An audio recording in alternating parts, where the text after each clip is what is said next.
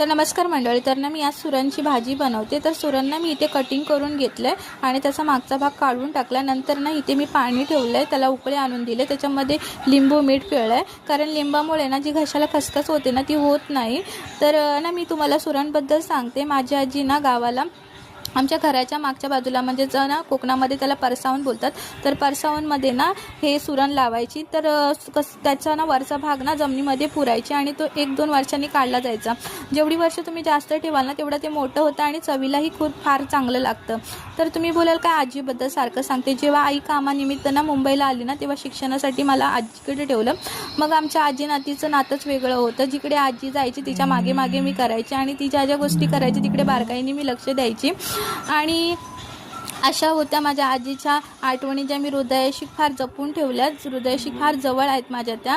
तर माझा नवीन चॅनल आहे आणि माझ्या चॅनलला लाईक करा, शेअर करा आणि सबस्क्राईब सुद्धा करा।